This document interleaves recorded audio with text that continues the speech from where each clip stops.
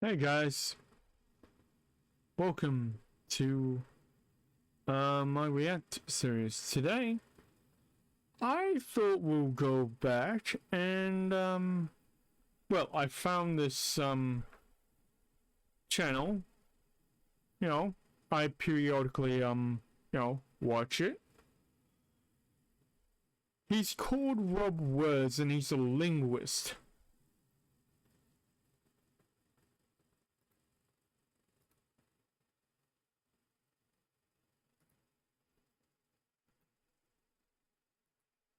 And yeah, it's English, English without the foreign bits. And this kind of, I don't want to say radicalized me, but it kind of illustrated how absolutely stupid our language is. So, yeah.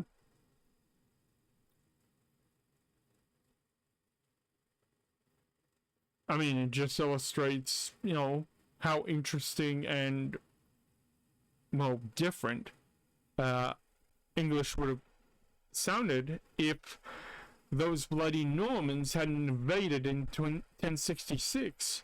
So, sit back, relax,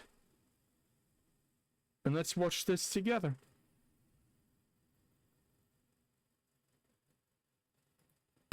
Right, let's see if I can do this. This is English, but not as you know it. What if Shakespeare had written, "To be or not to be, that is the ask thing"? Or if Luke Skywalker had been told to wield the might, Luke? How outlandish would our world be if English hadn't taken on the many words it has from other tongues? No words from Latin, French, or Greek.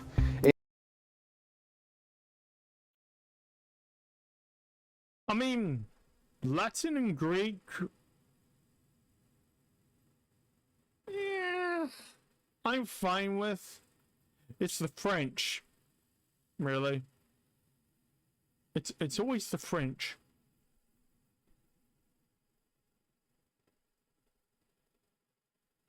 Yeah. In this short film, let's find out. Hear all about ANGLISH, that's English stripped of overseas borrowings, and which I'm speaking right now. Learn how some of our most name-known speech givers have used Anglo-Saxon words to win us over, and see this world-renowned writ like you've never seen it before. I mean, full disclosure, I have seen this video before. Like a couple of times, actually. But, I think you guys are going to enjoy this. I mean, most people who are on the internet are Americans, so, you guys are going to enjoy this. It's interesting. Is English better without the borrowings? Let's find out in another RobWords. I mean, you already know my answer, but yes. Yes, it is. Although, if we're being, like, truly, like, specific with this, we probably still would have Latin borrowing, Latin borrowings, because, God, I mean, starting to speak it. Anyway, because, most, scripture was using Latin even before the, Normans came over. So I think we still probably would have some Latin loan words. But we definitely wouldn't have any French. Because screw the French. So some of the words in that introduction, or foreword I should probably say, seemed a little alien to you. That's because it was written in English, and thanks to my guest on this video, for helping me out with it. So, let's talk about Anglish. First of all, what is it? Well, the term was coined in a series of articles written by a guy called Paul Jennings in the British satirical magazine Punch back in 1966. The year is significant because that is 900 years after the Battle of Hastings in 1066, the battle that proved a turning point for the English language. The victory of French-speaking William the Conqueror and his ascent to the English throne is the trigger for a huge influx of French and indeed Latin words into the English language. I can't believe I'm about to correct a linguist here, but technically speaking, the Normans didn't actually speak French, I believe. I'm pretty sure. I'm like 80% sure they didn't speak French, but it's, did the Normans speak French?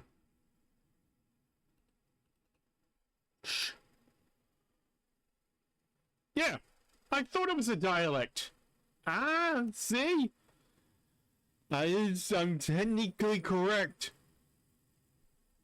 Romance language derived from Old French with Scandinavian influence because Normans were originally Vikings.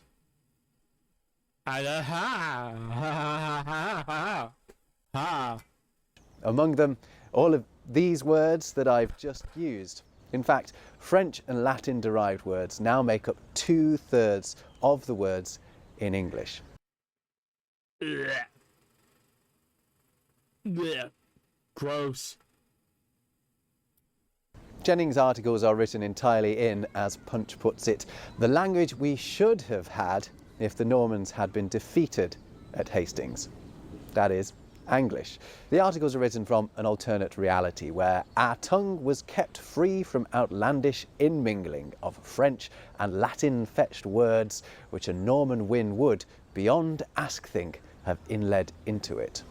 In that sentence alone, you can see Anglish in action. Any French or Latin-derived words have been swapped out. Ask-think question.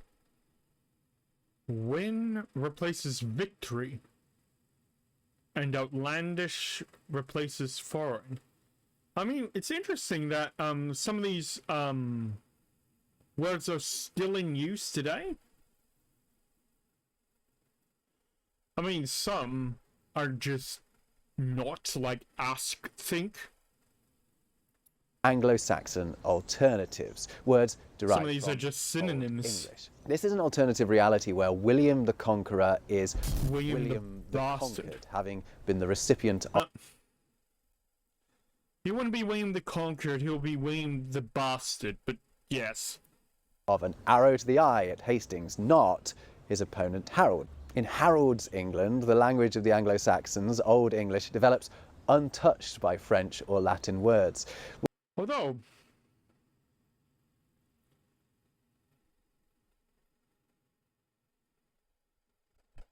what would it take for the Normans to actually, for the Normans to actually lose?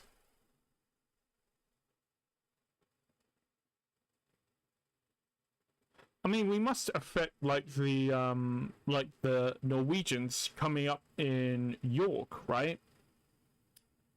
Maybe they had a smaller number and were able, maybe,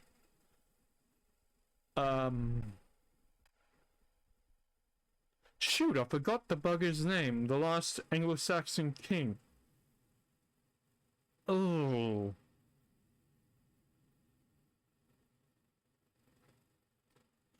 Fuck. I played Crusader Kings 3, how is this so hard?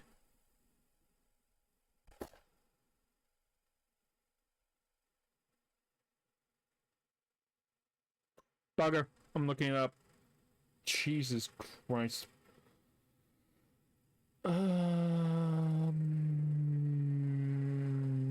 Last Anglo-Saxon King of England. Harold Godwinson, that's the fucker. Yeah, maybe Harold Godwinson, like, split up his forces to go deal with the Norwegians and leave a bunch at home in Winchester, which was the former capital.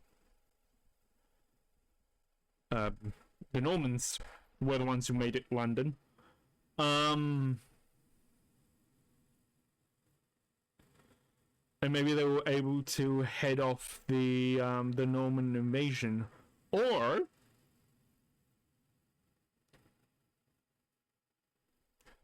because the Anglo-Saxons actually did have a mercenary fleet, they just ran out of money at the exact wrong time. So if they still had their Norwegian fleet, if Harold had a little bit more money to pay them, maybe they would have intercepted the Norman invasion fleet and just dealt with them. Maybe that's a more plausible situation.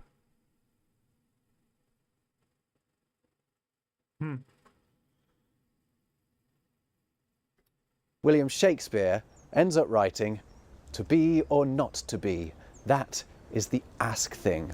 Is it higher thinking in the brain to bear the slings and arrows of outrageous dooming, or to take weapons against a sea of bothers and by against work end them?" This is also a reality where we are skyfaring by squirt aircraft, that is, Oh, I do not like that. I do not like that.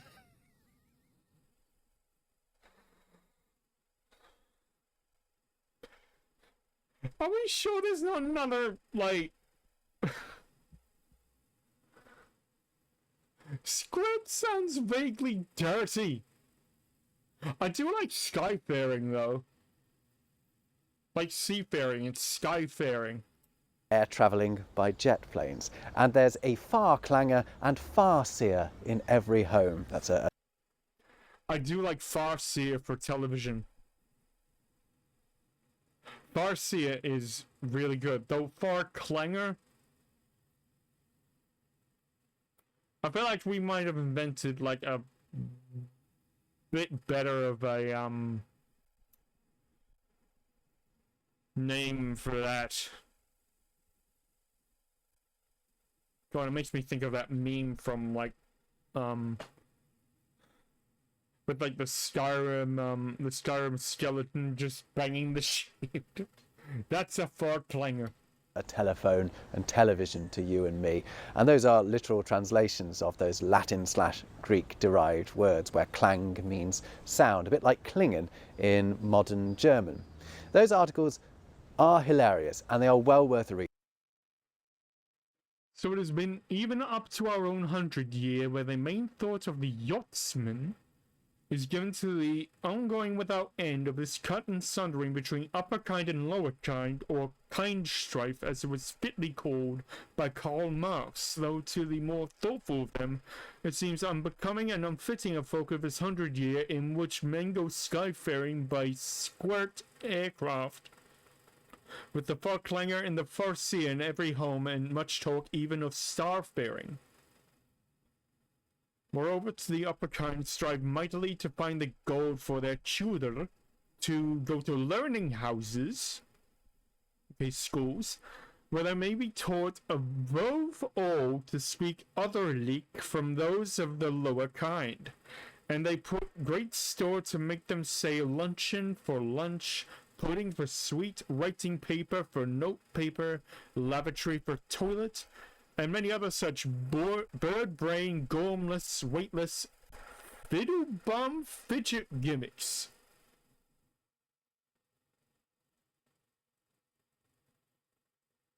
Those sound like curse words somehow.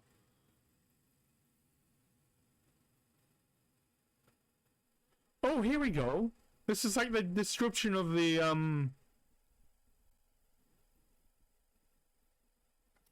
I'll put a link in the description, but I might actually read that later. Because it actually describes, like, the actual, yeah, it looks like it describes the other history, the alternate history. I enjoy alternate history. keep watching for now. They were written in the 1960s, but Anglish is alive and well now and thriving in the internet age. There are entire online communities of people communicating solely in Anglish, chiefly on Reddit and Discord. You can also find Anglish dictionaries, or rather word books, and even news articles written in Anglish. This is the Anglish Times. The guy behind it also runs a highly popular Discord server. So I sent him a message, or in English, a tiding, and he agreed to talk to me all about it. He asked me to keep his name and face out of this, but you don't need either to enjoy what he has to say about English. You could call it Anglo-Saxon or Old English if it was modernized. English has been around for a long time. There's people that have complained about the Latin and French influence in English for many years. I mean, I personally don't really have a preference either way for Latin. I feel like that might have been just like by, well, not design, but might have been incorporated just because of most of the Christian doctrine around that time was written in Latin. So I kind of think Latin, if, you know, the alternate history held out, I feel like Latin might have worked their way into English anyway. So, yeah. Indeed. So is there actually any value in extracting the foreign words from English? I think the Anglo-Saxon words hit harder than the foreign replacements because you learn them at a younger age and you have more tactile associations with them. They're livelier. Mother, sweat, wrong, death, father, blood, life, tears, food, drink, and right. They hit harder. And I think that's why a lot of politicians intentionally write their speeches with mostly Anglo-Saxon vocabulary. Is that true? Really? Is that true? You bet it is. Winston Churchill, Britain's wartime Prime Minister and one of the greatest English political speakers of the 20th century, 20th hundred year, once said, "My method is simple. I like to use Anglo-Saxon words with the least number of syllables." Okay, that is a very Churchill thing to say. Expend the least effort. Hell yeah. Sorry about the voice, but what he says there does indeed bear out in some of Churchill's most famous speeches. Just have a look at this extract from an address he made to the British Parliament. Oh yeah, this one's famous. We shall fight on the beaches, we shall fight on the landing grounds, we shall fight in the fields and in the streets, we shall fight in the hills, we shall never surrender. Just after the British Army had been forced to retreat from Dunkirk, something you'll know about if you've seen the film of the same name. This is one of the most I haven't, but I've been meaning to. I mean, I've been talking about this for a while, but I still have Band of Brothers, like, right next to me. I still need to watch that. Still need to watch Band of Brothers. And I still need to rewatch The Pacific, which I haven't until it was on TV, like, absolutely ages ago. Like, when I was, like, 10, I think. rousing rallying cries of all time, and every single word in it can be traced back to the Anglo-Saxons. Every single word in there is descended from Old English. Every single word, that is, except for one. Surrender. Which comes from French. Is that true? Or no, I have to look this up. Really?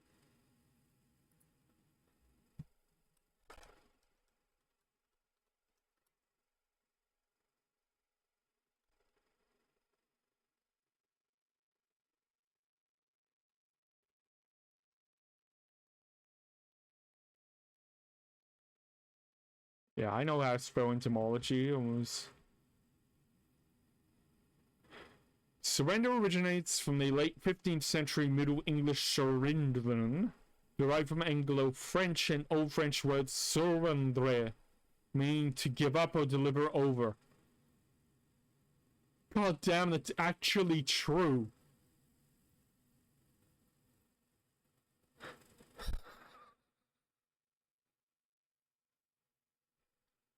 That is so fucking funny. Maybe.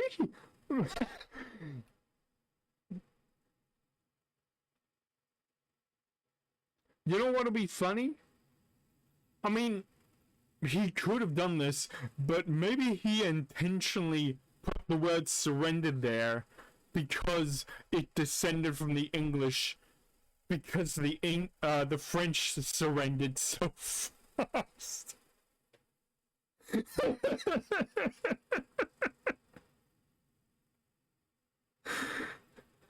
Oh my god. Okay, that's my new favorite theory. That is so fucking funny. So what do you think? Do Anglo-Saxon words hit harder? Do words like fight and fields and streets strike at something deep and primal within our souls in a way that battle, pasture and road couldn't? Let me know in the comments. With that in mind, let's get back to Anglish and how you actually go about writing in Anglish, like our pal at the Anglish Times does. He's going to talk us through one of his articles shortly, but to me it seems there are two essential skills here. One is to be able to spot the French, Latin or Greek derived words that you're about to use, and the other is to then find the Germanic alternative. Remember, English is a Germanic language. Here I think I'm at an advantage because I speak a fair bit of French and German, and one of the ways I went about learning them was to watch French and German TV. When I was back in the UK, I watched endless episodes of the French version of the Great British Bake Off, Le Meilleur Pâtissier. I was obsessed with it. To watch programmes from other countries, you need a VPN. So allow me to recommend to you NordVPN, who've also helped me out with this video.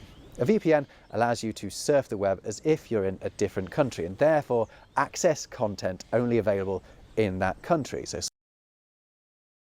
True, but don't give in to the hype about letting you, like, you know, surf, like, you know, Netflix libraries from other countries. That never works anymore. I mean, it probably does for like literally a couple of days, but they always shut them down so fucking fast. And all the times I've tried to theoretically do so with a VPN, it's never worked for me. So don't give in to the hype. But VPNs are genuinely useful if you're living in you know, a restrictive country. Well, like England currently, apparently. switch to, say, Now, Germany, and you can watch German shows that aren't available where you are. Put either the English or German subtitles on, and it suddenly becomes a great learning tool. A VPN also has lots of other side benefits, like protecting you when you use public Wi-Fi, blocking intrusive ads, and even saving you money on travel websites that base their pricing on where you are and whether or not you've been to that site before. That is another good thing, actually. That I never really... I mean, even though I have a VPN, I have Proton VPN. I never really forget... I always forget that you can do that. And Australia is pretty expensive. Like, AAA games can cost, like, upwards of, like... Well, now, upwards of $100. So... But then again, I never really buy most AAA games anymore, so... Yeah. It's a sneaky trick, and a VPN gets you round it. I know lots of people who use NordVPN for just general internet security or to circumvent restrictions on internet access in certain countries. Plus, you can use it on up to 6 devices, so you're covered everywhere, basically. I have mine switched on all of the time. So to try it out, go to nordvpn.com/RobWords to get the 2-year plan with an exclusive deal, plus a bonus month for free. It's also risk-free with NordVPN's 30-day money-back guarantee. Give it a go. So at the English Times, how do they go about writing their articles? Well, my guest's back to tell us. So when I started out, each one was very difficult in terms of coming up with the English words. Once I was used to using them, at that point they came more naturally, and now I just write it straight in English. I don't translate anything. English fluency achieved. So let's have a look Nice. at one of those articles. This is what he wrote when our dear old Queen Elizabeth died. God rest her majestic soul. Queen Elizabeth the Other, at 96 years old, has died of Balmoral Stronghold in Scotland on Thursday. The world will never be the same after this loss. In the morning, her caretakers said that they were worried about her health and were doing their best to keep her resting. However, later in the day, her death was made known. I think I kind of agree with this bloke in that it seems more weighty to say it in Anglo-Saxon.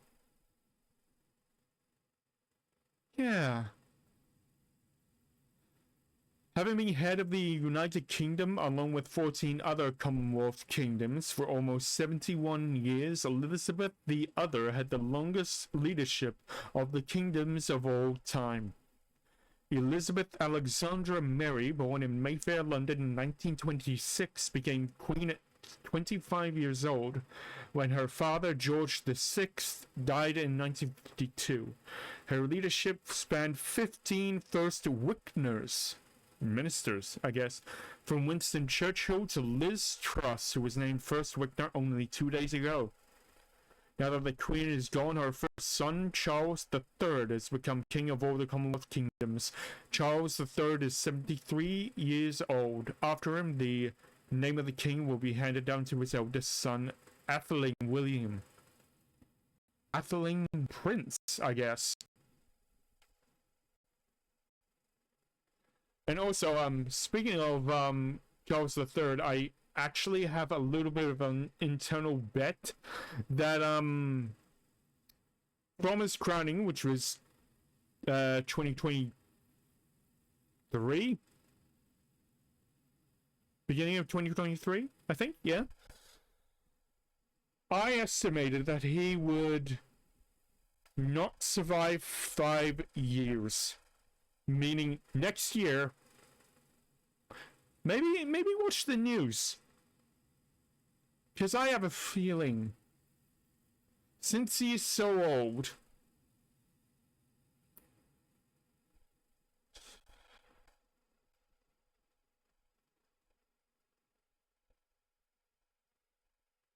I mean, people can bet on anything these days. Maybe put like a sneaky $20 on that. I don't know. You know. I thought this would be a good one to pick because most people probably know the basic details of it, don't they? Now, you don't have to, but just hit pause here if you want to read it through yourself before I get him to explain some of the word choices he's made in here. I'll just give you a second. Oh, good. That's a second. So let's That's a start second. with the very first few words. Queen Elizabeth the Other, at 96 years old, has died. Queen Elizabeth the Other? The Go to second? the subreddit, there's a word book, and it says second is of Latin origin, so we don't use it. We use tooth, which is TWOTH, just like the word two. Tooth. Or tooth. Tooth.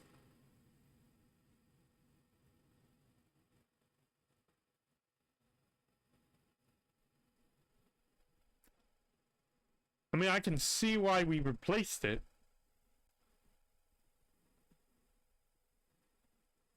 Kind of. But it does use a thought. Well, actually, it uses a thorn at the end. I can't remember what this letter is.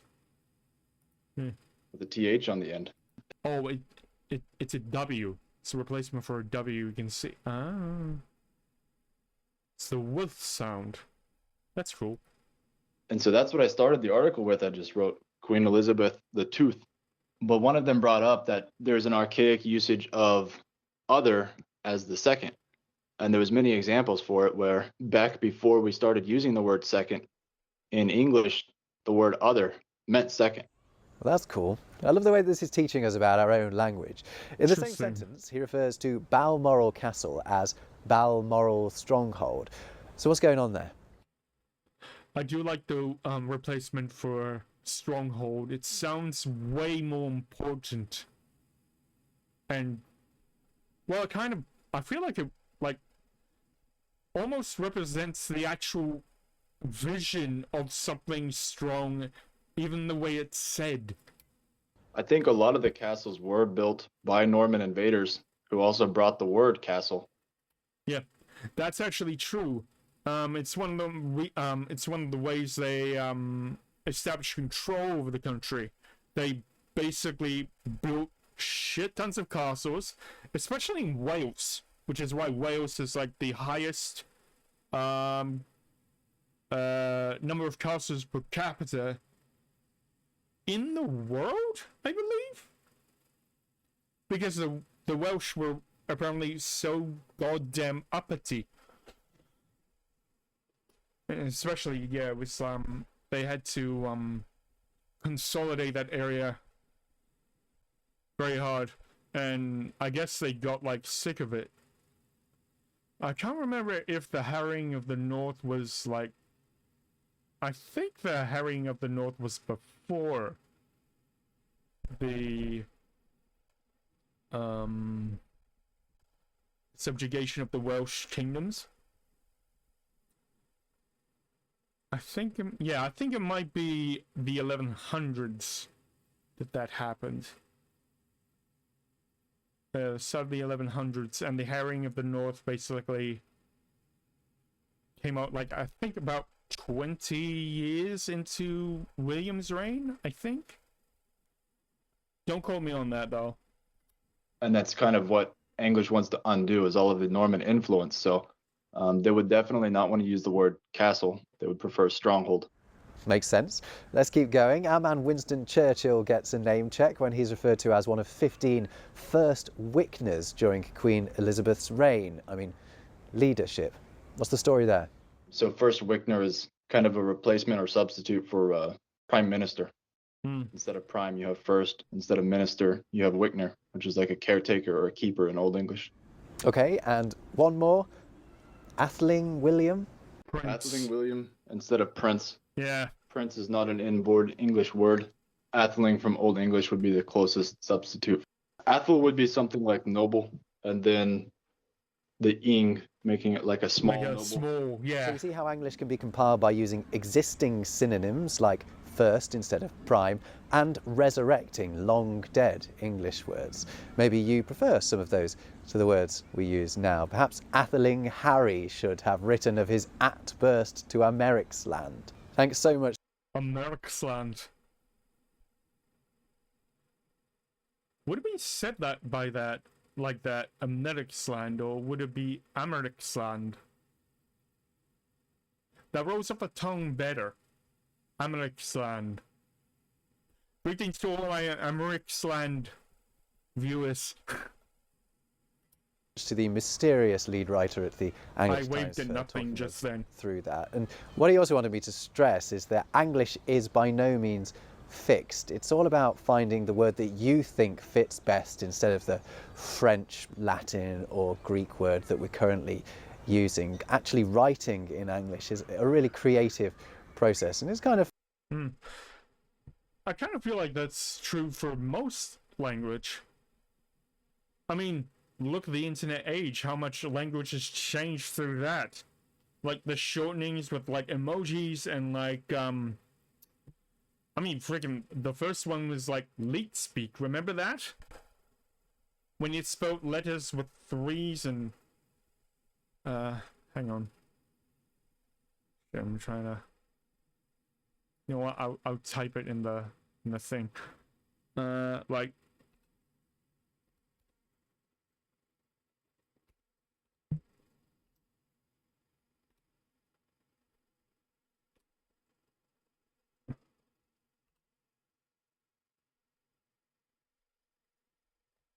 Wait, someone's searching for a leet speak decoder.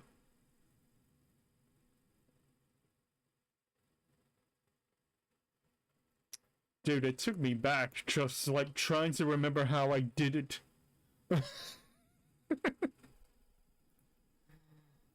Dude. Fun, and you're going to see my attempt at it shortly. Now, so far we have been kind of having fun with this, but the purging of English of invasive foreign words has been no laughing matter at some points in history. This idea actually predates Paul Jennings' article introducing Anglish by many centuries. Allow me to introduce you to the inkhorn controversy. Now, back in the 16th and 17th centuries, there was a gushing torrent of French, Greek and Latin words flowing into the English language. They were all the rage among the Renaissance intelligentsia. So much so that entire dictionaries of them were being published with pretentious titles like Sir Thomas Eliot's Bibliotheca Eliotai. Writing was also becoming at times just ludicrous, with multisyllabic loanwords replacing simple English alternatives. I mean, just take a look at this abomination here. The witch did know not only by your complexion and infirmity, but also the imbecilite and... The witch did know Oh, not can only read it, your okay. complexion and infirmity, but also the imbecility and strength of your body, with other qualities expedient and necessary to be known. But briefly, to conclude, for your recuperating or recovering your health, I was convocated to be in the presence of His Majesty. This influx of French, Greek and Latin really irritated a sector of literary society known as the Purists, who nicknamed these imported words inkhorn. Inkhorn terms. Good name. Terms, in reference to the fact that they were mostly being brought into the language by scholars, and also maybe because they generally used up a lot more ink than their traditional counterparts. Compare the You're wasting ink by inventing all these bullshit terms. short and snappy fire with conflagration. Yeah. This fun-looking fella, Sir John Cheek, made his position clear, saying, I am of this opinion, that our own tongue should be written clean and pure, unmixed and unmangled with borrowing of other tongues. However, the Purists didn't just want to keep out any new foreign words, they also wanted to throw out French-derived words that had already been in English for several centuries by this point. Sounds an awful lot like Anglish, doesn't it? Sir John Cheek wrote his own alternative version of the Gospel according to St Matthew, where he dropped the Latinized words used in the authorized translation. Of the first chapter according to the Gospel according to St. Mark, translated into English from the Greek with original notes. So lunatic became mooned, which is what lunatic literally means. Centurion became... Oh yeah, lunatic. Yeah, Yeah, became hundreder. Yeah, see, in some cases I do prefer, like, the Latinized version. I mean, that's just me. He turned crucified into crossed and prophet into forsayer. I do like forsayer. Don't as much like crucified to crossed. That seems... That's like one of the few ones that kind of loses a bit of meaning when you translate it. Another advocate of this purist approach was a guy called Ralph Lever. In his 1573 book, The Art of Reason, rightly termed witchcraft, he argued that the word logic should be changed to the less Greek-sounding witchcraft. He also uses the word storehouses instead of categories, and argues for conclusion becoming ense, negation being naysay, affirmation becoming yay-say, okay. and definition becoming say what? I mean, say what? All this meant that these purist texts look every bit as ridiculous to us as the pretentious, verbose works of the neologizers, as those who were importing new words were known. In fact, the texts crammed with Latin and French are actually easier to read today because the neologizers ultimately won, didn't they? Yeah. So, right at the start of this video, I promised to show you a well-known document, Oh, or here we writ, go. as I called it, Yeah. in a way you had never seen before. The document I was referring to is this one. If you're watching from the USA, you may well know it off by heart. It is Yeah. the preamble to your Constitution. But do you think we can improve it? I mean, look at it. It's saturated with loan words. There's barely... I mean, forgive me, I have never actually read this. We, the people of the United States, in order to form a more perfect union, establish justice, ensure domestic tranquility, provide for the common defense, promote the general welfare, and secure the blessings of liberty to ourselves and our posterity, do ordain and establish this Constitution for the United States of America. Pretty good. I also heard, like, I mean,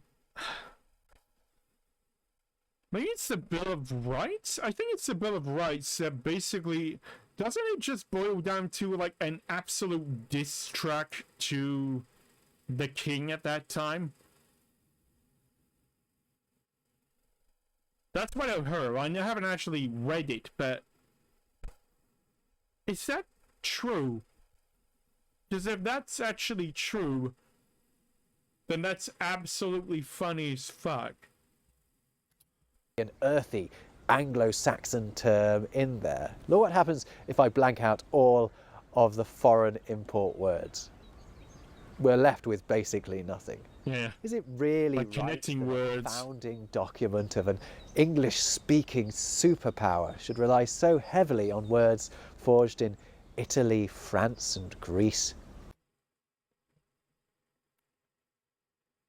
He has a point, though, doesn't he?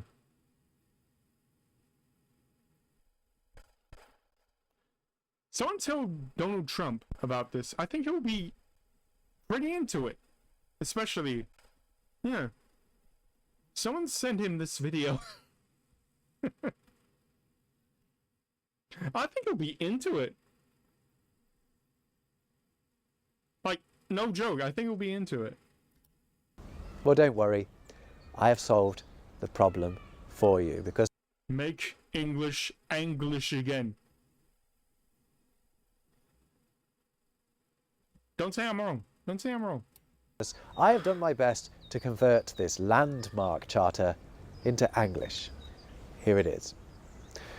We the folk of the four-wand riches, because you can't have united or states, to make a more flawless wandship, build rightness, bring frith, a lovely old word for peace, Nice. and stillness to our land, shield one another, uphold the overall welfare, and hold fast the blessings of freedom to ourselves and our offspring, do foresay and lay down this law book for the four-wand riches of Amerik's land, aka Vinland, which is actually what the Vikings called.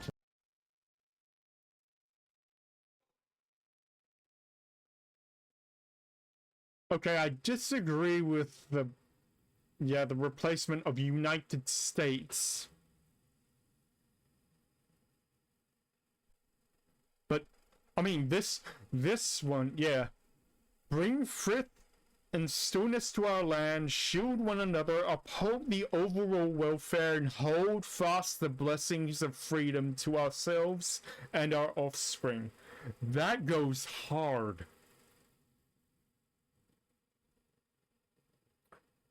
And probably if I had to, if I was, writing this, I probably would replace Amerik's land with Vinland. Because I'm a Viking nerd. And also I'm like 10% Viking. So. Yeah, I'm not biased. Shut up. North America. So what do you think? An improvement? Can you do better? What other famous texts can we give the Anglish treatment? Let me know in the comments. Thanks again to the Anglish Times for their help with this video, and in particular for their help with my alternative preamble to the Constitution. If you've enjoyed this, I think you're going to really like my video about how to cheat at German. You don't need to be learning German to enjoy it. Otherwise, just let YouTube tell you which one to watch next, and I'll see you there. I think that was good. I tell you what, I am definitely going to utilize these links.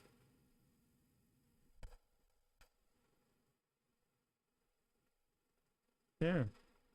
Anyway, if you guys enjoy this, please like and subscribe.